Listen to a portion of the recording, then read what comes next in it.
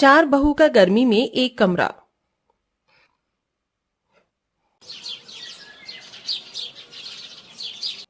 अरे वाह, एक तो चिराग मेरे घर में पहले से था, बाकी के तीन और भगवान ने मुझे नसीब किए हैं।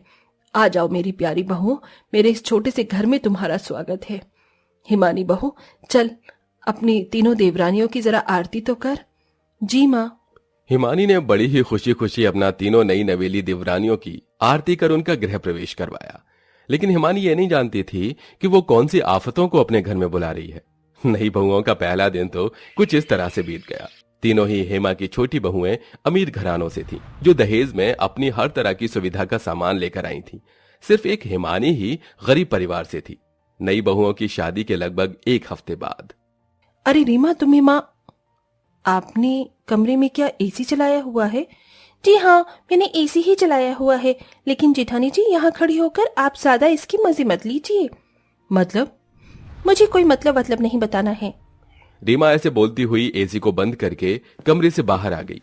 हिमानी को यह बेरुखा सा बर्ताव काफी अजीब लगा, लेकिन उसने उसे नजरअंदाज कर दिया। ऐसे ही दोपहर के समय। हाँ, मेरा तो पेट भर गया। अब तो मैं चली अपने कमरे में थोड़ी सी कूलर की हवा खाने। बहू, खा पी कर जल्दी, टेबल पर से बर्तन भी उठाने होते हैं। मैं जानती हूँ मम्मी जी।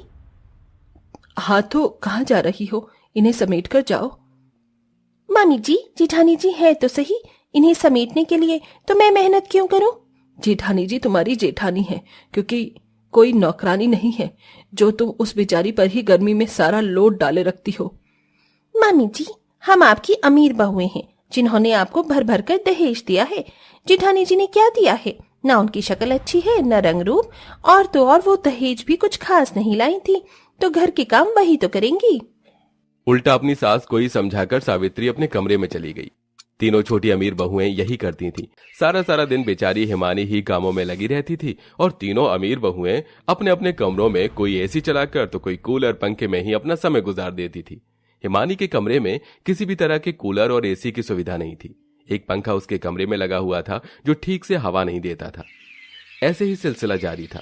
तीनों देवरानियां गर्मी में अपने कमरों में से निकलती भी नहीं थी और बेचारी हिमानी ही पागलों की तरह घर के सारे काम करती रहती थी।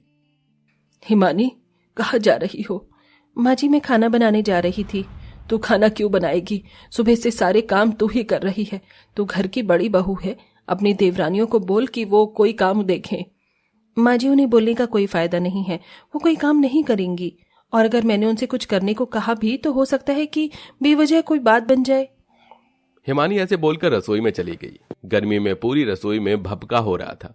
ऐसे में हिमानी ने गैस जलाई और वो खाना बनाने लगी। कितनी गर्मी है, ऐसा लग रहा है जैसे इस रसोई में ही उबल रही हूँ। एक तरफ हिमानी थी जो सारे परिवार के लिए मेहनत कर रही थी, तो वहीं दूसरी तरफ एकदम सही कहा तूने, इतनी गर्मी में तो कुछ भी करने का मन नहीं करता। अरे ये किसने किया? अचानक ही गायत्री के कमरे का कूलर बंद हो गया। वो कूलर किसी और ने नहीं बल्कि हेमा ने बंद किया था। हेमा के साथ सावित्री और रीमा भी थी। मैं तुझसे बाद में बात करती हूँ। माँ जी, ये आपने क्या किया? बेशरम, कैसे दांत फट रहे थे तेरे फोन पर। चल इधर आओ, रसोई में हिमानी के साथ कोई काम देख। मैं रसोई की इतनी गर्मी में कोई काम नहीं करूंगी। हाँ, गर्मी तो बस तेरे लिए ही है। जरा बड़ी बहू को देखो कैसे बेचारी पूरे दिन कामों में लगी रहती है, और एक तरफ तुम तीनों हो कि घर के किसी काम को कोई मतलब नहीं। ऐसा नहीं है माँ जी, हम भी घर के काम करते हैं, बस जेठानी जी जरा ज्यादा हाय हल्ला मचाती हैं। अच्छा, तुम भी काम करती हो और तुम्हारी जेठानी हाय हल्ला मचाती है। ठीक है। क्या ठीक है? आज से तुम तीनों को अपने कमरों में जाना बंद। क्यों माँ जी? अब से तुम तीनों अपनी जेठानी हिमानी के कमरे में रहोगी। क्या? लेकिन क्यों माँ जी? बस यही मेरा फैसला है, और अगर किसी को इससे दिक्कत है तो बाहर का दरवाजा यहीं सामने की तरफ है। हेमा की बात तीनों बहुएं समझ नहीं पाई थीं, लेकिन उन्हें न चाहते हुए भी उसकी बात को मानना पड़ा। हेमा ने तीनों बहुओं के कमरों में ताला लगा दिया और तीनों को हिमानी के कमरे में छोड़ दिया। अब रहो यहाँ। हेमा मुस्कुराती हुई वहां से चली गई। ये माँ जी हमसे चाहती क्या है? इन्होंने हमें इस छोटे से कमरे में क्यों बंद कर दिया है? सही कहा, यहाँ पर तो बैठने का भी मन नहीं कर रहा है। माँ जी ने कुछ सोचकर ही ये फैसला लिया होगा। आप सभी गर्मी के बारे में ज्यादा मत सोचिए। अगर आप गर्मी को भुलाकर किसी काम में लग जाएंगी तो आपको ये कम महसूस होगी। तुम तो बोलो ही मत, काली कल्लो जेठानी जी, ये जो भी हुआ है सब कुछ आपकी ही वजह से हुआ है। तीनों देवरानियां अपनी जेठानी पर भड़कने लगीं, लेकिन जेठानी कुछ नहीं बोली। आखिर में गर्मी से परेशान होकर तीनों अमीर बहुओं ने किसी न किसी काम में ही लगने का फैसला लिया। मैं तो जा रही हूँ ठंडे ठंडे पानी से बर्तन धोने। मैं भी कोई काम कर लेती हूँ, कम से कम इस गर्मी से तो ध्यान हटेगा। तीनों ही बहुएं कामों में लग गईं। ये देख हेमा काफी खुश हुई। इसी तरह से रात हो गई। हेमा के चारों ही बेटे शहर से बाहर काम करते थे, वो भी घर पर नहीं आए। और माँ जी, रात हो गई है, अब तो हम अपने कमरों में जा सकते हैं ना? नहीं, बिल्कुल नहीं। क्या मैंने बोला कि तुम अपने कमरों में चली जाओ?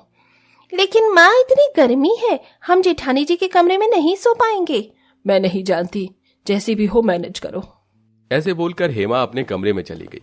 चारों बहुएं एक कमरे में ही चली गईं, जिसमें हिमानी तो सुबह की थकी हारी बिस्तर पर लेटते ही सो गई, लेकिन तीनों अमीर बहुएं बहुत गर्मी लग रही है, मैं कैसे सोऊं? पता नहीं जेठानी जी कैसे सो गई हैं। मेरी तो पूरी कमर ही पसीने में तर हो रही है। माँ जी ने ना जाने क्यों हमें यहाँ फंसा दिया है। तीनों बहुओं की ऐसे ही जागते हुए रात कटी और अगली सुबह। हाँ, तो कैसी नींद आई? पूछो मत माँ, पूरी रात एक झपकी भी नहीं लग पाई। माँ जी, हमें हमारे कमरों में जाने दीजिए ना। आप हमारे साथ ऐसा क्यों कर रही हो? जानना चाहती हो कि मैं ऐसा क्यों कर रही थी? तो सुनो, इस एक दिन की गर्मी ने तुम्हें हिला दिया ना। ऐसा नहीं है कि गर्मी पड़ नहीं रही थी, हर रोज यही गर्मी पड़ती है, लेकिन तुम उसे अपने हिसाब में ढाल लेती हो। पर बेचारी तुम्हारी जेठानी करीब है तो वो ऐसा नहीं कर सकती। वो इसी गर्मी में रोजाना भूनती है, और इतना ही नहीं, इतना सब कुछ हो जाने के बावजूद तुम भी उसकी मदद नहीं करती हो। मेरा मकसद तुम्हें एक साथ करके सिर्फ तुम्हें तुम्हारी जेठानी की हालत का अंदाजा करवाना था कि बिना किसी कूलर और एसी के काम में लगे हुए ये गर्मी कैसी लगती है, क्योंकि तुम तो घर में कोई काम देखती नहीं थी, ऊपर से अपनी जेठानी को ताने भी देती रहती थी। लेकिन एक दिन उसकी जिंदगी जीकर तुम्हें कैसा लगा? हेमा की बात सुनकर तीनों छोटी बहुओं का सिर शर्म से झुक गया। अब उनके पास अपनी सास की बात का कोई जवाब नहीं था। हमें माफ कर दीजिए जेठानी जी। माँ जी, आज हमें आपने आईना दिखा दिया। मुझे भी, और मुझे भी। अरे नहीं, ये आप सभी कैसी बातें कर रही हैं? मुझे किसी की माफी नहीं चाहिए। जेठानी जी, अब से हम भी आपके कामों में आपकी मदद किया करेंगे, और आप चाहें तो हमारे साथ हमारे कमरों में रह सकती हैं। तुम्हारा शुक्रिया गायत्री। अब तीनों देवरानियां अपनी जेठानी की घर में अहमियत और जगह को समझ चुकी थीं। इस दिन के बाद से फिर कभी तीनों बहुओं ने अपनी जेठानी को परेशान नहीं किया। अब वो सभी मिलजुल कर सारे काम किया करते थे और खुशी खुशी रहते थे।